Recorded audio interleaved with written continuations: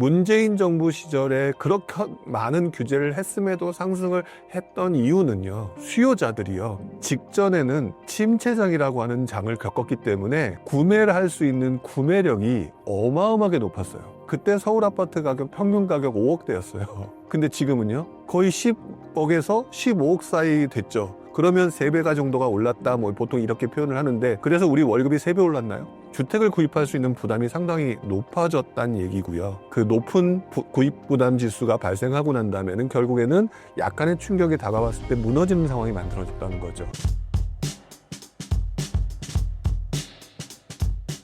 네, 안녕하세요. 부동산 투자자이고 그다음에 부동산 관련된 정보를 제공하고 있는 일종의 유튜버죠. 유튜버 역할도 하고 있는 불용 신영광입니다. 이번 대선 이후 부동산 시장 어떻게 움직일까요? 이번에 대선 같은 경우는 제가 볼 때는 부동산 관련된 공약이나 이슈가 크게 도드라지지 않았던 대선이 아닐까, 그런 생각을 좀 하거든요. 그게 이제 여러 가지 이유는 있겠지만 지금 처해진 상황들이 경기도 되게 안 좋고 이런 상황이고, 거기다가 이번에 이제 대통령으로 당선됐던 이재명 대통령이 과거 이제 대선 후보 또 예전의 시절에 윤석열 대통령하고 할 때, 그때 보면 부동산 관련된 정책이나 이런 것들로 인해서 약간 마이너스 요인이 분명히 있었던 것도 사실이거든요. 그렇기 때문에 이번에는 사실 별로 내용이 없었던 그 상황인 것 같긴 한데, 그럼에도 불구하고 지금 부동산 시장이 상당히 시장에 영향을 미칠 수 있는 그런 부분이라, 아마 저는 이번 대선 이후에 대통령이 참 골치를 좀 썼겠다라는 생각을 갖고 있어요. 그러니까 부동산 시장이 어떻게 될 거냐를 얘기하기 전에 지금 현재 부동산 시장 상황을 놓고 보게 되면은, 그 이재명 대통령의 본질은 민주당이잖아요. 민주당이 처음에 실시를 했던 다주택자 규제가 부동산이 워낙 상승을 했기 때문에 규제를 시작을 했던 건데, 이것들이 결국에는 우리들로 하여금 똘똘한 한 채를 관심을 갖게 만들었고, 그 똘똘한 한 채가 지금 몇 년이 지난 현재에 와서는 똘똘한 한 채가 아니라 똘똘한 괴물이 되어 있는 그런 상황으로 만들어진 게 사실인 것 같아요. 그래서 이재명 대통령은 어떻게 보면은 내가 소속되어 있는 당론에서 출발했던 다주택자 규제를 완화를 해야 될 것이냐 말 것이냐, 사실 다주택자 규제가 본질은 아니고요, 이 똘똘한 한 채라고 하는 부분에 대한 일종의 쏠림, 시장의 양극화, 이것들을 어떻게 해야 될 것이냐에 대한 고민들이 굉장히 심각할 것이다. 그 다음에 그것들을 해결해야 되는 문제가 산적해 있고, 그 다음에 지방이라든지 건설 경기라든지, 지방 같은 경우는 시장이 안 좋잖아요. 이런 것들을 해결해야 되는 문제들 때문에 앞으로 좀 곤욕을 겪을 가능성이 높을 것 같다라는 생각이 들고요. 여기에 덧붙여서 얘기를 하다 보면은 공급이 부족한 지가 꽤 오래됐기 때문에 아마도 전월세 시장에 영향을 미칠 수 있는 가능성이 매우 높아서, 아마도 이재명 대통령 시절에 전월세 시장의 불안을 또 앞으로 어떻게 해결할 것이냐라고 하는 부분에 대해서 큰 이슈가 될 가능성이 높고, 거기에 따라서 부동산 시장이 움직이거나 또는 흔들리거나 이런 상황이 만들어지게 될 거다, 저는 그렇게 생각하고 있고요. 어차피 대통령 당선되고 난 다음에 5년이란 기간 동안에 지금 제가 말했던 3가지 이슈들, 똘똘한 한 채라고 하는 문제의 해법, 해소법, 그 다음에 건설 경기와 지방 문제를 해결하는 문제, 그 다음에 전월세 시장의 불안, 이 3가지 문제가 아마 제가 볼 때는 부동산 시장의 가장 큰 이슈가 될 거고, 이것들에 따라서 부동산 시장의 움직임이 만들어질 거다, 저는 이렇게 보고 있습니다. 이재명 대통령은 부동산 세금 규제보단 공급 확대에 초점을 맞춘다고 했는데요. 이는 기존 민주당 정부와는 다른 접근인데 이 부분을 어떻게 보시나요? 저는 이 부분을 사람들이 되게 단편적으로 보고 있다라고 생각이 드는데요. 솔직히 이렇게 말씀을 드리면 어떻게 받아들일지 모르겠지만, 정치 쪽에서 얘기하는 얘기가 100% 반영됐던 적이 있었나 생각해보면 그렇지 않은 적도 분명히 있었잖아요. 그러니까 뭐 무슨 규제를 하지 않고 뭘 어떻게 하겠다, 뭐 이런 부분에 대해서는 여러분들이 뭐 그런 생각을 지금 가지고 있겠구나, 뭐 이렇게 생각하면 되겠지만, 그것들을 기준으로 해서 뭔가 판단을 내리기에는 조금 미흡하지 않나라는 생각이 들어요. 이재명 대통령이 무엇을 어떻게 하고 무엇을 하지 않겠다라고 얘기했던 것보다 더 중요한 거는 지금 시장이 어떻게 돌아가느냐, 그리고 그 돌아가는 시장의 모습으로 인해서 국민들이 어떻게 생각하느냐가 앞으로 나올 정책들을 더 크게 만들 거고 크게 바꿀 가능성이 있을 거거든요. 예를 들어서 세금 정책을 하지 않겠다라고 얘기했는데 갑자기 요즘에 지금 서울시장이 좀 안 좋잖아요. 아니, 안 좋은 게 아니라 굉장히 불장이라고 얘기할 정도의 모습이잖아요. 그러면 그 세금을 뭐 안 하고 뭐를 규제 안 하고 할 거야라고 처음에 얘기를 했는데 그거는 일반론이고 지금 시장이 난리가 났다라면은 많은 국민들이 그걸 보면서 이거 어떻게 해결해야 될 거 아니야라고 얘기하게 되면 그거 해결 안 할 수는 없을 거잖아요. 그러면 일반론적으로는 안 하려고 했으나 급박한 이 상황을 해결하기 위해서는 이렇게 할 수밖에 없다라고 하는 명분이 생기는 거고, 그러면 결국에는 그 정책이 일반론적으로 얘기를 했던 내용과 달리 바뀔 수가 있는 거죠. 그 부분을 너무 크게 받아들이실 필요는 없다. 일반론적으로 예전처럼 규제를 강화했을 때 발생되는 부작용들이 있기 때문에 이번 정부는 그것들을 좀 조심하겠다는 얘기구나. 이 정도로 받아들이시는 게 가장 좋다. 그걸 갖다가 철석까지 믿겠다. 이렇게 받아들이는 거는 좀 아닌 것 같아요. 앞으로 부동산 시장과 관련해 이번 정부는 어떤 방향으로 정책을 펼쳐나갈 것으로 보시나요?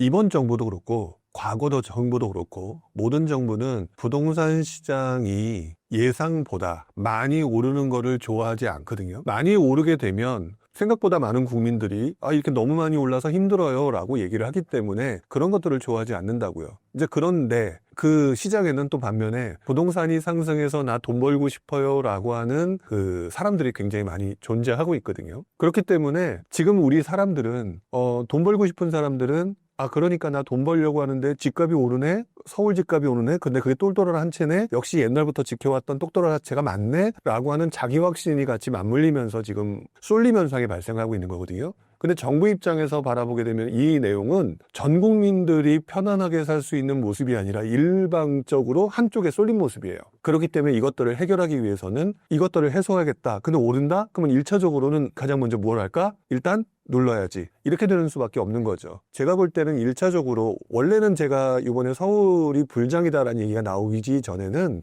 기본적으로 중장기 정책을 마련해서 진행을 할 거다라고 생각을 했었는데 보여지는 상황으로 봐서는 일단 서울 쪽부터 누르는 그런 모습부터 일단 눌러야 시작하잖아요. 눌러야 그 다음에 좀 편안하게 다음 정책을 고민할 거잖아요. 그러니까 일단은 서울 부분을 눌러놓고 그리고 또 사람들로 하여금 움직이지 못하게 엄포를 내야 되니까 모든 수단과 방법을 가리지 않고 뭐 이러면서 사람들한테 메시지를 던지는 거죠. 그러니까 서울 투자 좋은데 함부로 하면 우리 정부가 이렇게 할 거야 라고 하는 메시지를 지금 강하게 던지는 거라고 봐야 될 것 같습니다. 그동안 규제가 있음에도 집값은 계속 올랐는데요. 이번 정부의 규제는 효과를 낼 수 있을지 아니면 부동산 가격이 계속 오를 것으로 보시나요? 지금 사람들이 서울시장에 쏠림 현상들이 다른 그 어떤 때보다 큰 이유 중에 하나가 그동안 지켜보니까 계속 오르더라. 바로 이 각인 효과 때문에 사람들이 더 몰려드는 거거든요. 더 나아가서 계속 그렇게 각인 효과가 발생했는데 내가 이번에 마저 안 하면 나는 또 뒤처진다. 이런 그 어떤 현상들이 결국 군중 심리가 만들어지면서 지금 이런 현상들이 만들어졌거든요. 근데 가장 큰 문제가 바로 그 부분이에요.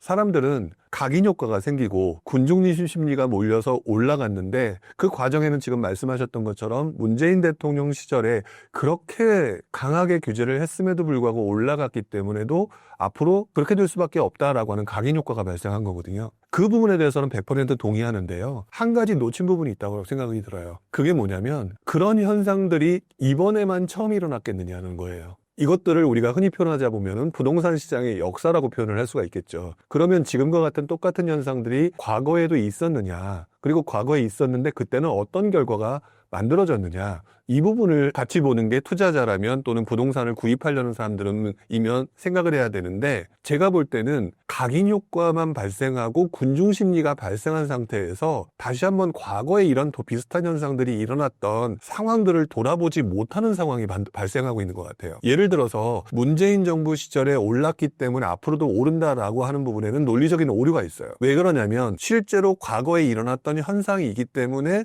앞으로도 그럴 것이다 라고 생각을 하는 건데 그냥 우리 지금 이 내용 말고 상식적으로 지금까지 이래왔으니까 앞으로도 쭉 똑같은 방식으로 갈 것이다라는 게 논리에 맞나요? 모순이거든요. 왜? 중간에 여러 가지 변수가 있을 수 있는 거거든요. 자, 그런데 그 변수를 보면서 많은 사람들이 그 변수가 뭐였냐면 정책이었어. 근데 그 정책이 수도 없이 많이 나왔는데도 올라가더라 라고 하면서 부동산 상승이라고 하는 논리에 갖다 맞추고 있는 거예요. 근데 역사를 돌아보게 되면 한 가지 조금 미묘한 차이가 있어요. 뭐냐면 문재인 정부 시절에 그렇게 많은 규제를 했음에도 상승을 했던 이유는요. 여러 가지 복잡한 이유가 있겠지만 수요자들이요. 직전에는 침체장이라고 하는 장을 겪었기 때문에 구매를 할 수 있는 구매력이 어마어마하게 높았어요. 그러니까 쉽게 표현하면 이거예요. 그때 서울 아파트 가격 평균 가격 5억대였어요. 근데 지금은요. 거의 10억에서 15억 사이 됐죠. 그러면 3배가 정도가 올랐다, 뭐 보통 이렇게 표현을 하는데, 그러면은요, 지금 대충 문재인 대통령 시대 2017년이니까, 지금 2025년이니까 한 8년? 7, 8년 정도 된 거거든요. 그래서 우리 월급이 3배 올랐나요? 그때는 예를 들어서 500만 원인데 지금은 1,500만 원 됐나? 생각해보면 그렇지 않거든요. 이 말은 바꿔놓고 말하게 되면, 우리의 부담, 주택을 구입할 수 있는 부담이 상당히 높아졌다는 얘기고요. 높아졌다는 얘기는 그래서 떨어진다가 아니라, 그래서 리스크가 커졌다는 얘기거든요. 그래서 결국에는 주택 구입 부담 지수라고 하는, 사실 저도 잘 보지는 않는 지수인데 가끔 가다가 과열이 오래됐을 때 보는 지수를 보게 되면은요. 예전에도 2000년대 초반에 엄청난 상승장이었잖아요. 그때 2008년도에 엄청난 그 높은 구입 부담 지수가 발생하고 난 다음에는 결국에는 약간의 충격이 다가왔을 때 무너지는 상황이 만들어졌다는 거죠. 그러니까 저는 지금의 이렇게 쏠림 현상이 발생하는 거, 그것들이 아까 말씀드렸던 각인 효과와 군중심리가 같이 만들어지면서 그렇게 몰려가는 현상은 맞고, 그 중에서 또 반은 대부분 아무 문제 없어요. 근데 지금 그렇게 해서 몰려가는 사람들의 상당수는 뒤처지고 싶지 않으니까 받을 수 있는 대출 다 받아서 움직이잖아요. 이분들이 흔들리는 현상들이 다음에는 거의 나온다. 그리고 그 현상들을 우리는 예전에 2012년도에 하우스 푸어 사태라고 얘기를 해요. 그런 상황이 만들어질 수 있기 때문에 부동산이 올라간다 떨어진다에 포커스를 맞추고 이 얘기를 하게 되면 이 부분에 대한 얘기가 전혀 안 나와요. 근데 내가 살 수 있느냐 없느냐로 접근을 하게 된다면 부담이라고 하는 부분을 생각했을 때 좀 조심해야 되겠구나. 근데 지금은 약간 조심해야 되는 시기다. 이렇게 접근하는 게 맞다라는 거죠. 그래서 약발이 먹힐 수밖에 없다. 그 근거로는 굉장히 많이 올라서 계속해서 오를 거라고 생각했던 2021년 이후에 금리 인상 사태를 경험했을 때 우리는 급속도로 수요의 위축을 경험했어요. 그래서 그때 뭐 30%에서 50% 떨어졌다는 거 기억나시죠? 근데 그 이후에 강남이 오르지 않았느냐? 원래 그래요. 처음 겪는다고 생각하실지 모르겠지만 어느 시기든지 그러고 난 다음에 위축됐지만 여전히 사람들은 부동산 투자로 돈을 벌고 싶어하는 사람 심리가 많기 때문에 그때 처음으로 접근하는 거는 항상 강남과 같은 상급지의 좋은 아파트들을 선택하려고 하거든요.